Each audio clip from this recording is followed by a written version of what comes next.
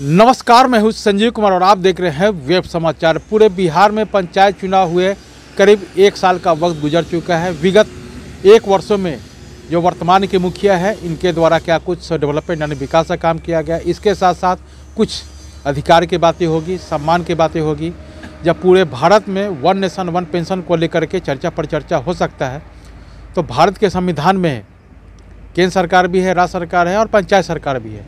तो 2 सरकार के लोगों को हर तरह का सुविधा मिलता है और पंचायत सरकार के लोगों को केवल मानदेय भी संतोषजनक भी समय पे नहीं। तो क्या जब पूरे देश में वन नेशन वन पेंशन को लेकर के चर्चा पर चर्चा हो सकता है तो इस पर क्यों नहीं। तो अभी हम लोग आए हुए हैं पटना जिला में बिहटा प्रखंड पड़ता है और पंचायत का नाम है सिकंदरपुर। और यहाँ के जो वर्तमान मुखिया हैं आगरानंद पासवान जी हैं। तो इनसे जानते हैं कि जब आपने शपथ लिया, शपथ लेने के बाद जब आपकी प्रथम हस्ताक्षर जो हुआ किस कार्य योजना को लेकर के किया गया, बाकी जो मुद्दे हैं उस पर भी चर्चा किया जाएगा। तो पहले तो आगरानंद जी आपको वेब समाचार बहुत बहुत स्वागत करते हैं। धन्यवाद इसके लिए, आप हमारे पंचायत में आए इसके लिए आपको बहुत बहुत धन्यवाद है।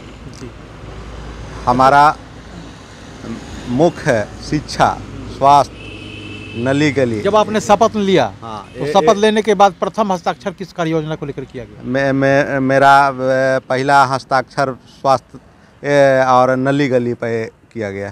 स्वास्थ्य और नली गली पे। हाँ, नली गली पर। इसके अलावा शिक्षा पर हम लोग अक्सर आप देखा देंगे, हम लोग अपने पंचायत के जितने भी विद्यालय हैं सभी को घूम के उसका निरीक्षण करते हैं। टीचर लोग को समय पर आने के लिए, अच्छा शिक्षा देने के लिए उनको हम लोग हमेशा निगरानी में रखते हैं।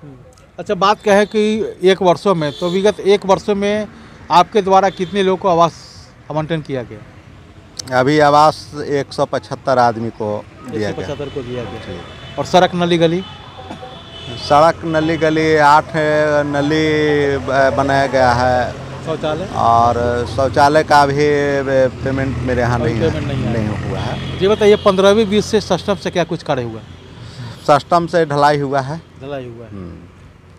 और 15वीं से नली और गली का कार्य हुआ। हाँ, चलिए, ये तो आप जनता 5 साल के लिए मौका दे दिया है तो ये तो आपको काम करना ही है।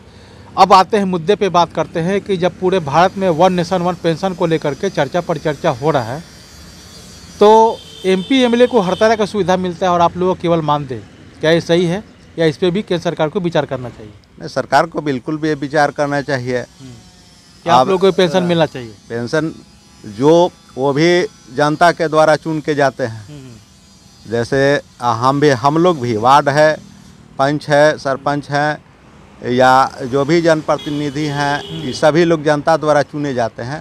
तो जब उन लोगों को जनता के द्वारा चुन के जाते हैं तो मिलना चाहिए, तो हम लोग को क्यों नहीं मिलना चाहिए? तो क्या इसको लेकर के कभी मुखिया जी या मुखिया संघ के द्वारा कभी इस पे चर्चा पर चर्चा हुआ? हम लोग को आपस में जब बैठते हैं तो इस पर चर्चा होता है।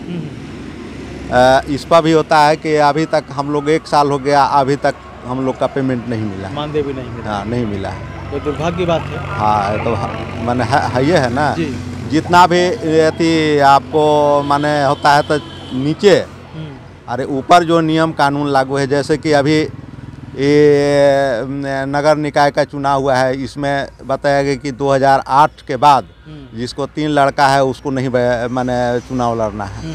तो ऐसा क्यों? अगर नियम लागू करना है तो जिस समय से आप चुनाव करा रहे हैं, जैसे 22 में कराए तो 22 से लागू कीजिए। 22 के बाद अगर जिसका 3 लड़का है वो चुनाव नहीं लड़ सकेगा।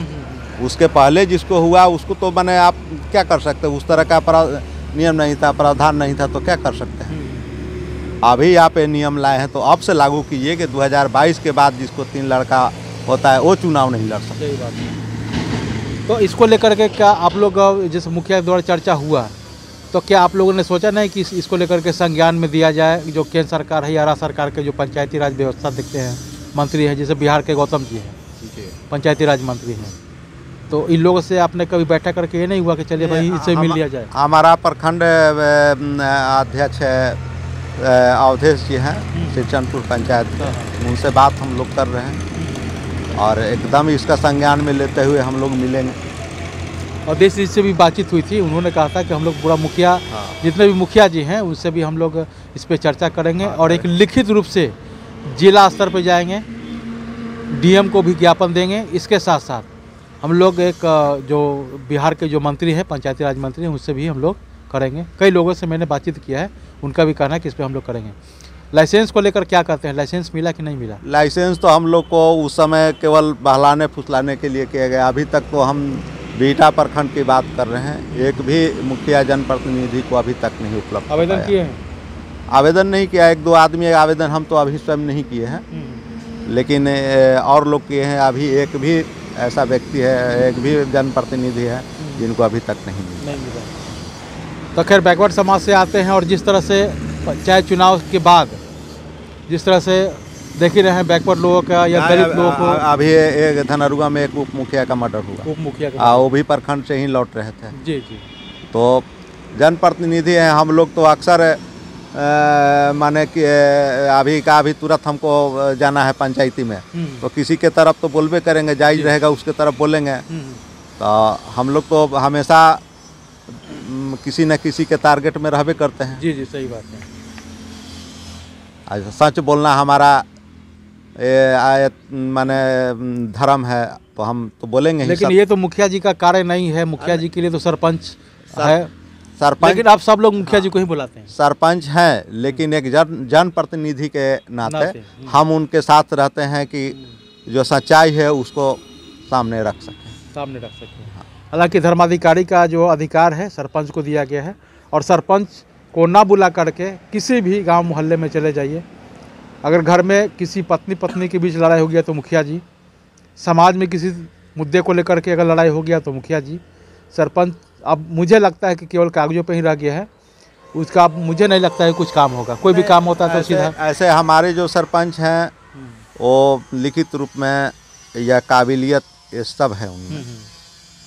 न्याय में भी अच्छे वो कार्य करते हैं, बशर्ते कि हमसे केवल सहयोग लेते हैं। हाँ। चलिए, तो आपके पंचायत के सरपंच जो है बहुत ही बेहतर हैं और आपसे केवल सहयोग लगते हैं। दोबारा भी आए हैं, वो दोबारा रिपीट करके आए हैं, पढ़े लिखे व्यक्ति हैं, और इसमें किंतु परंतु ईमानदारी से करते हैं।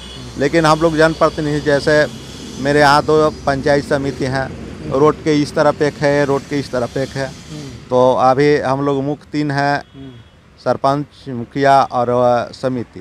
ये तीनों मिल करके कहीं भी पंचायती होता है, हम लोग उसको सामाजिक स्तर से चाहते हैं कि उसको निपटारा कर ले, या करते भी हैं। जी जी। अच्छा, बताइए कि 4 वर्षों में आपने क्या कुछ सोच रखा है? 1 साल का वक्त तो गुजर गया, लेकिन जब जनता ने आपको मौका दिया है तो डेवलपमेंट तो करना है, तो 4 वर्षों का क्या रोड मैप है? हमारा ऐसे मुख्य है, अब हम लेके चले हैं शिक्षा, विशेष करके शिक्षा पर ज़्यादा ध्यान देंगे। शिक्षा से ही सब कुछ है, वो गरीब के बच्चे पढ़ेंगे तभी तो आगे बढ़ेंगे। जी, सही बात है। तो और जिनके पास पैसा है वो तो प्राइवेट स्कूल में जाके विद्यालय में नामांकन करा के पढ़ा लेते हैं, लेकिन जो गरीब के बच्चे हैं वो तो पैसा नहीं है तभी तो सरकारी में जा रहे हैं। तो हमारा मेन सरकारी विद्यालय में जितने भी विद्यालय हमारे पंचायत में आते हैं, हम उसमें उन लोगों को हर तरह से बच्चे के लिए जो भी ज़रूरत पड़ता है करते हैं। और माने इसके पहले अनियमितता था, टीचर लोग को समय पर नहीं आते थे, लेकिन हम अब सबको ससमय आने के लिए एकदम ये कर दिए।